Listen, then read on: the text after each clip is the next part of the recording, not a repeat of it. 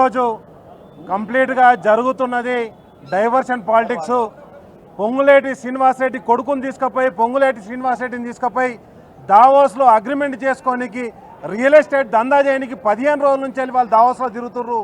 ఆ subject discussion కావద్దంటే సిట్ల పేరు మీద విచారణ పేరు మీద మా అధ్యక్షుడిని కేసీఆర్ గారిని, తెలంగాణ జాతిపితను, అదేవిధంగా మా వర్కింగ్ ప్రెసిడెంట్ కేటీఆర్ గారిని, హరీష్ అన్నను, సంతానను అందరినీ కూడా ఎంక్వైరీ ఎందుకు చేస్తున్నారు అంటే వీళ్ళ సెటిల్మెంట్లు ఏవేవైతే ఉన్నాయో వాటన్నిటిని సెటిల్ చేసుకోనికి దావోస్కు పేరు తప్పితే ఒక్కటి కూడా పెట్టుబడులు తీసుకొస్తామని ఇప్పటివరకు చెప్పాలి.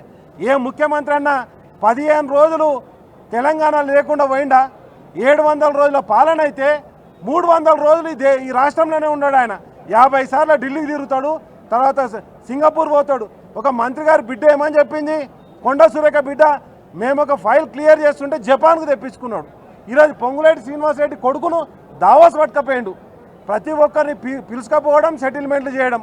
ఈ సెటిల్మెంట్ల ప్రభుత్వం తప్పితే ఎక్కడ కూడా ప్రజాప్రభుత్వం కాదు.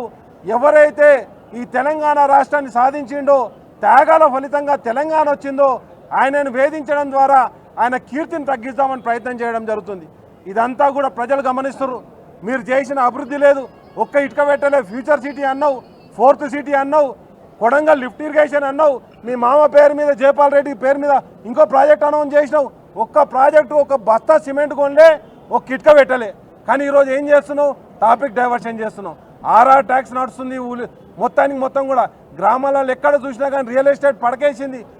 లాస్ట్కి వస్తే సారా సీసాల మీద పెట్టే స్టిక్కర్ కూడా పంచాయతీ పెట్టుకున్నారు మీరు. ఎవరితోటి? నీ అల్లుడును ఆ మంత్రి గారికి. కాబట్టి నేనేమంటే ప్రతి మంత్రితోటి సెటిల్మెంటే, ప్రతి మంత్రితోటి ఒక పంచాయతీ. అది ఎక్కడో కాడ కూర్చోవాలి, సెటిల్మెంట్ చేసుకోవాలి. ఇదే పని మీద ముఖ్యమంత్రి తిరుగుతుంది తప్పితే రాష్ట్రాన్ని పట్టించుకోవట్లేదు. ఆ పట్టించుకోవట్లేదు అన్న విషయం గమనించద్దని చెప్పేసి తాపక పంచాయతీ పెట్టి సాక్ష్యాధారాలు లేవు, ప్రూఫ్లు లేవు, ఎవిడెన్సులు లేవు, నేను నోటీసులు ఇస్తా, నువ్వు వచ్చిపోవాలి.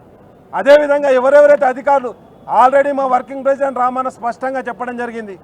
గతంలో మేము ఎప్పుడు రాజకీయ కక్షలకు పాల్పడలే, అధికారులను వేధింపులకు పాల్పడలే. కానీ ఈరోజు అధికారులు చేస్తున్నటువంటి బిహేవియర్ ఏదైతే ఉన్నదో గోడల కంటేసిపోయిన వాళ్ళందరినీ కూడా అదే గోడల వెనుక కూర్చుండబెట్టే రోజు కూడా దగ్గర పడుతుంది. పక్క రాష్ట్రంలో ఏ విధంగా అయితే అవుతుందో ఈ రాష్ట్రంలో కూడా రాబోయే కాలంలో తప్పకుండా బీఆర్ఎస్ పాలనలో రాబోయేటువంటి కేసీఆర్ గారి పాలనలో అంతకంత అనుభవిస్తారని కూడా వాళ్ళకి హెచ్చరిక జారీ చేస్తున్నాం. జై తెలంగాణ.